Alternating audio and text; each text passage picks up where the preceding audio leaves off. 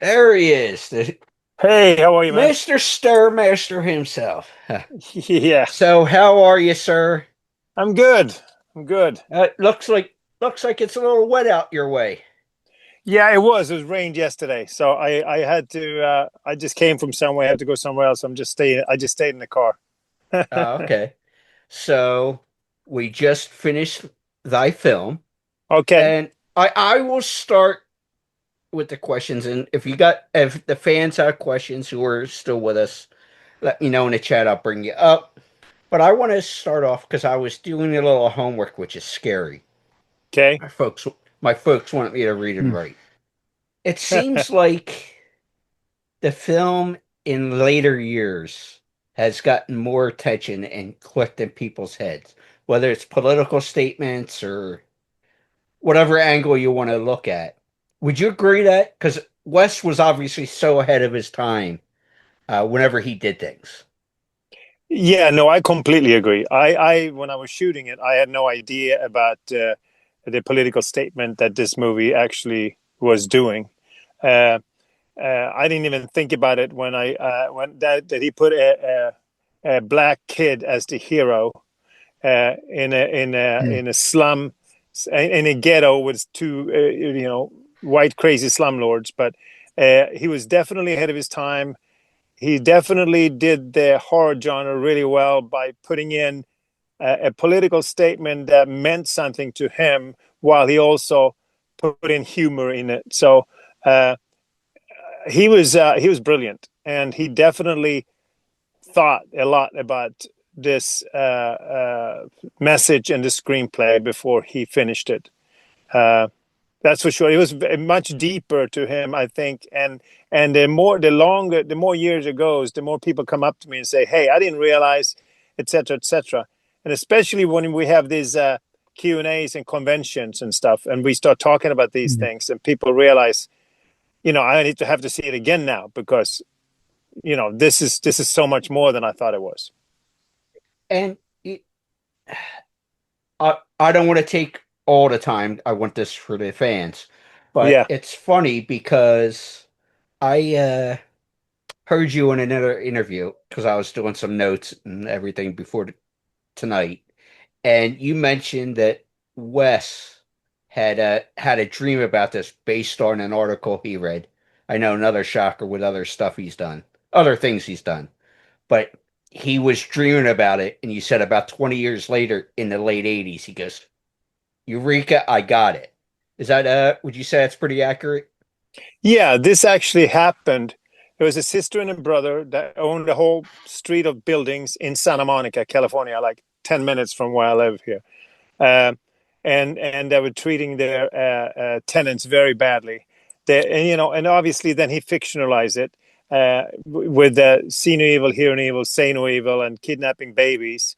But the couple did exist. They did kidnap, I think, at least one baby to try to make a perfect child, and that I think they killed. It was definitely based on a true story in a news article that he read in the 70s. And then, and in those days, I think Scream was the first movie that he did not dream that he wrote. Every other movie he's ever done has come out of a dream from Wes's head. Right And on. that, now, if you think about that, Freddy's Nightmare makes a lot more sense. Uh, Yeah. yeah, so I mean, but he never wanted to make the movie if he didn't feel like he finally had it, so to speak, what to write. So it was in his head for about 20 years, and then he told me at 2 o'clock in the morning one morning he just woke up and like, I know, now I know what to do, and he started writing it. Absolutely. Aaron from A&B Movies, horror movies. I know you got a short time frame here, sir, as well. So I'd like to give the floor to you if we can. And John, I saw your question. We will get to that too. But Aaron, Yeah, awesome. Happy to jump in. Hello, Jan. It's very nice to meet you. So, Aaron here from Nice meeting A&B you. Horror Movie. My connection Nice to seems to meet be you. a little slow, but hopefully everything works out. Um, well, first of all, congratulations on The People Under the Stairs. What an iconic film to be a part of. I guess my first question for you is, what was it like bringing the Stairmaster to life, wearing the makeup, the eyes, everything about it? Because you did such a fantastic job. Oh, thank you so much. Yeah, I mean, it was definitely the role of a lifetime, which had no clue then. You know, Yeah. it's very rare that a movie becomes a number one. It was number one for 6 weeks in the box office, Hmm. and then became a cult movie, and that's very rare. So Yes. just be part of a movie like that is amazing. Uh, it's so much to tell you about the makeup and stuff that happened, but I try, in short, I had 6 hours of makeup a day for 6 weeks. Uh, the makeup artist Mark Maitre, Oh my who gosh. yeah, Mark Maitre, who later did the only life-size dinosaur in Jurassic Park, and Godzilla, and etc. etc. He was in my wedding. That's how close we got. 9 years later, Oh, I got to amazing. know him quite well. Um, Mhm. and yeah, I had three foam pieces, and in the face and the shoulders, and a little on my chest as well. Yeah, 6 hours a day. In the end, I think we're down to 4, maybe 5 hours, and then it was 2 hours to take it off. So I basically had an 8-hour day without shooting a single minute. Without Uh, doing anything. Yeah. And then how much time did you actually film, like on any given I day? I shot as much as SAG permitted, the union, basically, Okay. because they also have the Okay. turnaround time. But uh, yeah, I made a lot of overtime. That's to put it lightly, uh, Mm. which is great for That's me. good then. Uh, Yeah. there's contact lenses. Quick story about that. Yeah, this is Hmm. these were the days, 1991. Nobody really used contact lenses like they do now, The big and this is saucers, right? yeah, this is the first time anybody ever tried to cover the whole eye with a contact lens. I just had a tiny, tiny little hole for the eye to breathe. The rest was a contact lens, and Yeah. they were kind of thick as well. And I had my private optician was on set for the insurance reasons, and then we have to go test it and stuff like almost like when they did the face piece. I had to go to Mm. a lot of testing and stuff. Long story short, first day of filming, the optician said 45 minutes on, 10 minutes off. You have to follow that because we really don't know. This is the first time we really don't know how the ice is going to act or react. Hmm. Hmm. So they put it in, we started, and you know how it goes with filming. Uh, we filmed and we filmed and we filmed, and about 4 hours later, the optician was running crazy and said, "You got it. We got to stop. He's got to take the lenses out. We don't know what's happening." Yeah. And it was so dizzy and fuzzy to see anyway with the lenses, so I didn't really think about it. But they took the lenses off, and I was blind. I couldn't see a single thing. So they laid me down and they put all kinds of drops there. The studio was called. Everybody was freaking out. Uh, and 2 hours later, my sight started coming back, luckily. And after that, it was 45 minutes on, 15 minutes Oh off, yeah. like Oh my clockwork. gosh. Yeah, that was a Oh little my scary, gosh. but hey, I can see today, so I'm happy. Yeah, right on. Now, Yeah, yeah. Thank God. it was Thank worth the God. scare Yeah. for sure. Yeah. Yes, of course. What would you say was well, obviously the biggest challenge, I guess I would say, was the contact lenses, but separate from that, what would you say was the biggest challenge on being a part of this film? And on the flip side, what was most rewarding about working on The People Under the Stairs? Well, the most challenging was that my tongue was cut off, even before we started filming, like my character's Mm, tongue, so I couldn't say that's anything. true. So Yes. the hardest acting for most people is not to be able to Yeah. say to be able to have a dialogue without being able to say a single word.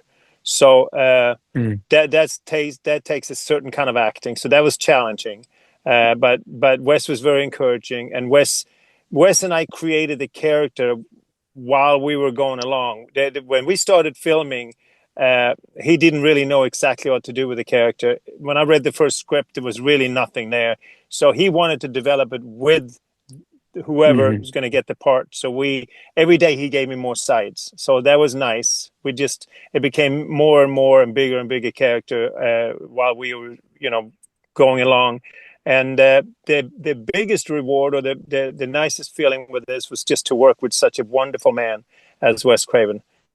Yeah, He's yeah, of absolutely the course. opposite. He's the opposite. He's the opposite of his films. If you know what I mean. He's the sweetest, most peace Mhm. loving, caring, compassionate director I think I've ever worked with.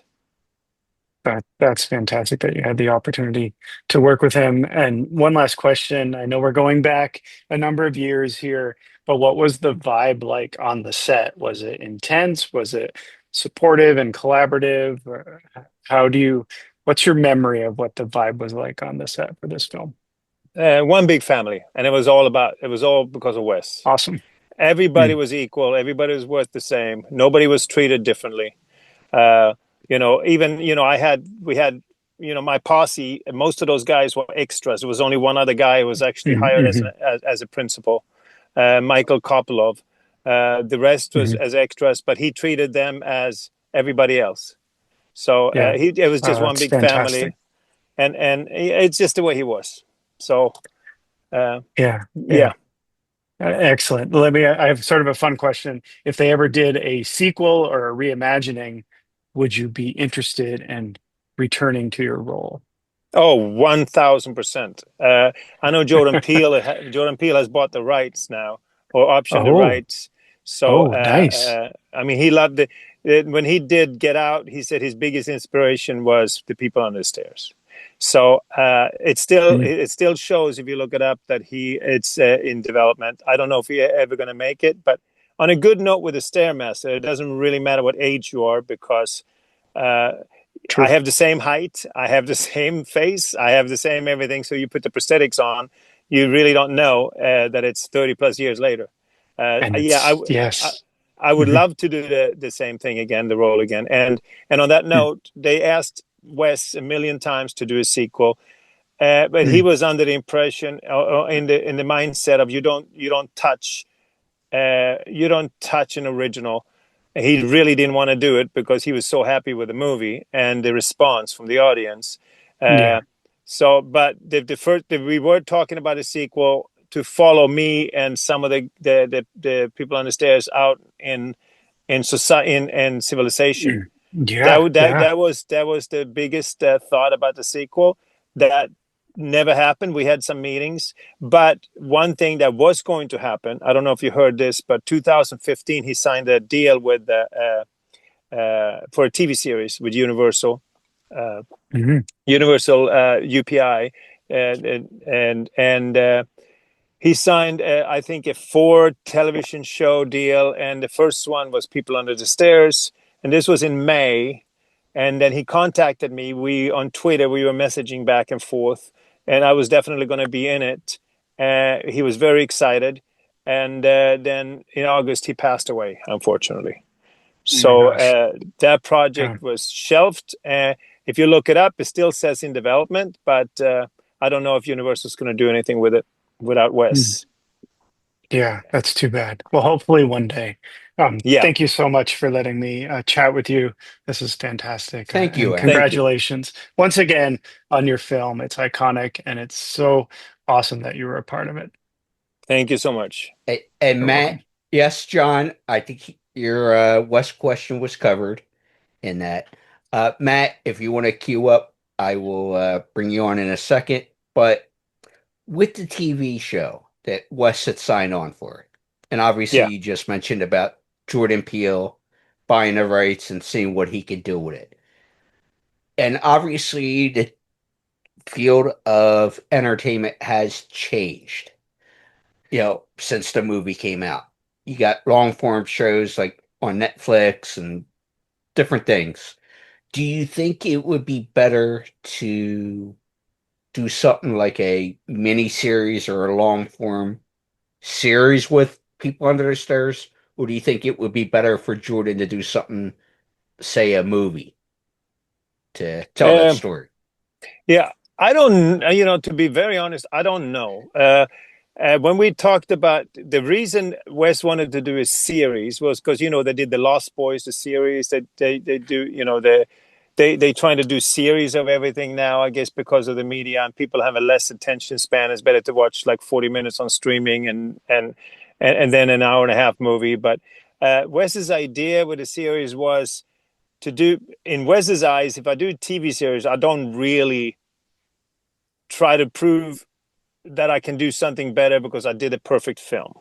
That was Wes's opinion. That's what he never wanted to do, a sequel or a reboot. They asked him for a reboot as well, which they did with all the Halloweens and all that. But he was very adamant about he did not want to do another film because he did the film. But Yeah. Jordan Peele, uh, so I wouldn't. It's hard for me to say what's better, but I know What Jordan would Peele you wants to do do. if it Uh, was you? What would you do? What route would you go? because I was in the film, I would probably do a TV series because I also don't want to really touch the original. But Jordan's mindset is to do a film, and I'm happy to be in it. You know what I mean? And I just Yeah. hope he does. He just uh, gives it what it deserves, so to speak. Take care of Wes's Baby, in masterpiece. a sense, Yeah, yeah. yeah. Don't screw it up. Yeah. Matt from Chattanooga, I know you were doing a little homework. Do you want to come up, sir? Bueller, Bueller. Uh, yeah. And Ray, if you have something too, we can set you up. Hold on. It's I get the message. Okay. So, all right. I will bring that up. That is for sure because your Wi-Fi is a little shaky. I have no problem doing that. So apparently Matt was reading in this interweb thing because we know everything is 100% true, Jan. Apparently your character was called the big one in the initial call, but that things changed, like you said, as things went along. But one of the interesting things he found was when you had the second callback that you sat for Wes over 30 minutes and half the time you weren't talking about the project. You guys were just kind of chit-chatting about everything. What was it about Wes that seems like you guys had a nice connection? Um, certain people, you just walk in the room and you feel comfortable. That's what I felt with Wes. I was nervous, obviously, because I didn't know too much about Wes Craven at that point, but I knew about the Freddy Krueger films and so forth, and my manager was going ape shit, so I know there was something big going on when I got the call. And you know what? The first call with Eileen Knight, it was an easy audition. Second one, only 2 days later, Wes wanted to see me, and for the actual audition, I did the same thing as Roach did. The character Roach and my character, we had to do the same thing, and we have to crawl on the floor and pretend to die and do all kinds of expressions without talking because neither one of those characters had a tongue. But after doing all that, like I said, first just walking in and feeling the energy of Wes, my nerves just disappeared. I wasn't nervous anymore. It was so easy to talk to him. It was very easy to be around him. And I did a little bit on the crawling, this and that, and I was surprised. He said, "That's enough," and he just said, "Just sit down here for a minute." And we just chatted about life, really. Life, and my where I come from, and uh, not too much even about movies. It was just he just wanted to, I think, really get to feel who you were, and if it would fit to work with. Because I have to tell you, when I came on set, all the actors were like we were related almost, or like Mhm. old friends. Everybody was very comfortable with each other immediately before the first time we met, and I think that was just Wes. Besides the acting capacity, I think he picked people a little different way as well than maybe other directors or casting directors. Because I don't think people realize this, and maybe you'll agree with it twofold here, is that a director of a project is also would be like the CEO. And the way you said that is he wants similar people on set to reach their goal of the best film possible or the best TV show possible or whatever the case is. He don't want no drama. He don't want no, we're here for this goal. But and I don't know Wes's reputation per se as because obviously, thanks, Aaron. And talking to the guy, I kind of got a little shrine here too in Robert England. He said going in for his meeting for Nightmare on Elm Street, the first one with Wes, he was expecting something like a David Lynch kind of, but you mentioned earlier, his perception is completely different to what you thought he is. What was his perception as far as we're talking, say, 1990, early 91, when this picture was getting ramped up project wise and folks are being hired, etc. I mean, with perception, you mean how his attitude, how his energy, how he. Yeah, Uh, because he at that point in 90, 91, he had had both success and failure because he yeah, had yeah, things like Nightmare, Shocker, what is what it was, but also yeah. you had things and I don't know. Somebody correct me as far as the time frame. Serpent of the Rainbow in this era, you know what I mean. So he's had both good and bad in his Yeah, resume no, at this point. he was very comfortable with himself. He knows what he could do. He was one of those filmmakers too. He's not making the movie to make a hit. He's not a hit maker per se. That's not his personality. He made a movie to make a good movie.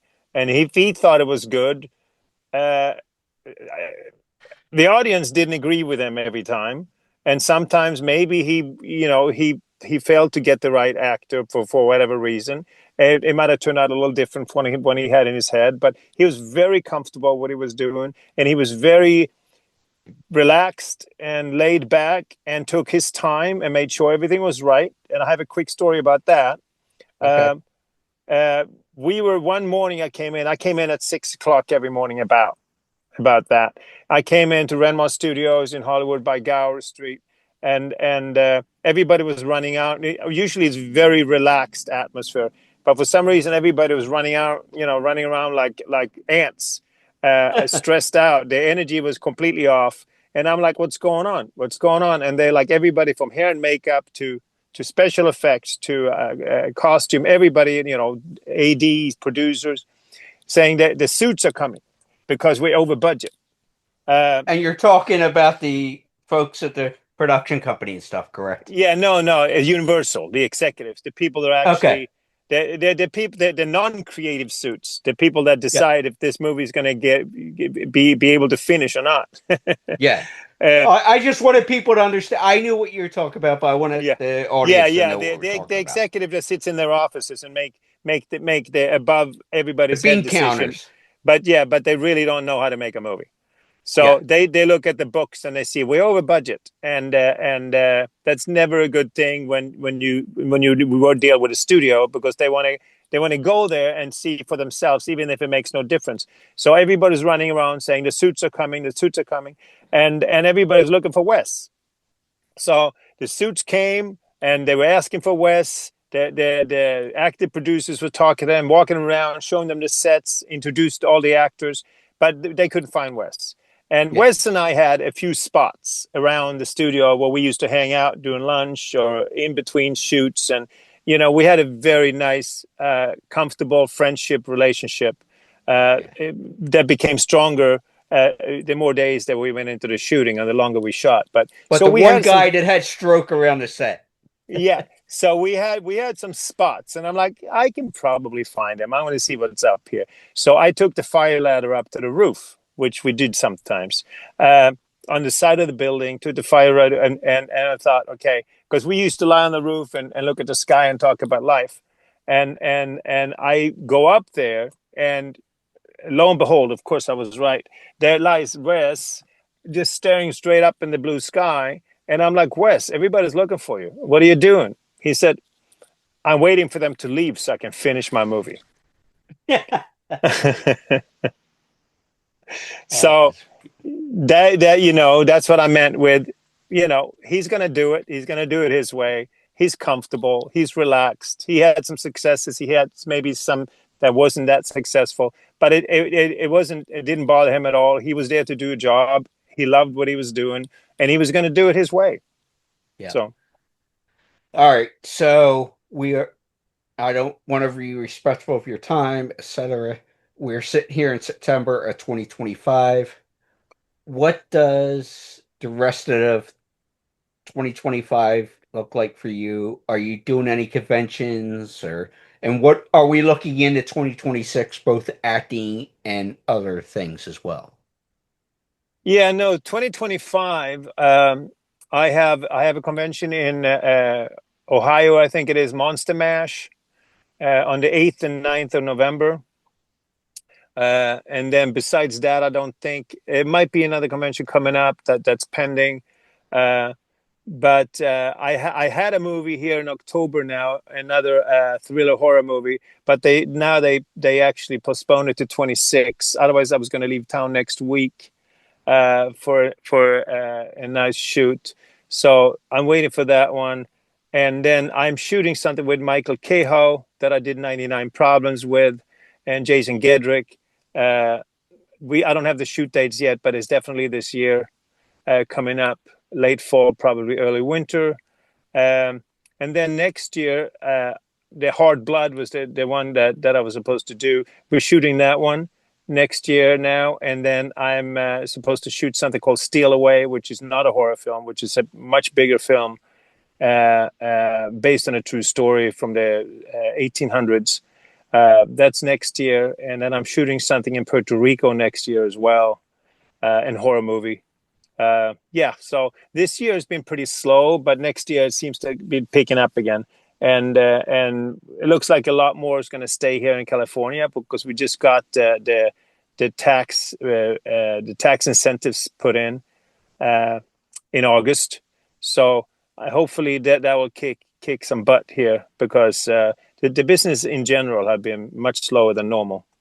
Yeah, exactly. Because, and I'm not going to get into it here, but I was talking to a few people in your business acting wise, and it was who do a lot of work in, say, like Vancouver and things like that. And there was between the strike, COVID, and Yeah, now there's, the wonky business stuff yeah. behind the scenes. It's just been weird. The COVID and then the strike afterwards really killed a lot of shit, the stuff for us, for all of us. So yeah, I'm just like everybody else. I don't know anybody that's basically, I don't know anybody that has ever experienced the market or the business as slow as it has been in the last couple of years. But Absolutely. it looks like it's kicking in again. So let's just knock on wood on that. Yeah, and we want to see everybody working. Jan Birch, Yes. Stairmaster, thank you so much, sir, for the time. And I stay in touch, man. I always appreciate hearing from you. Oh, thank you, and thank you for inviting me for this and involving me. It was appreciated. All right. And everybody, thank you so much. Have a good night. Thank you. Thank you. You too.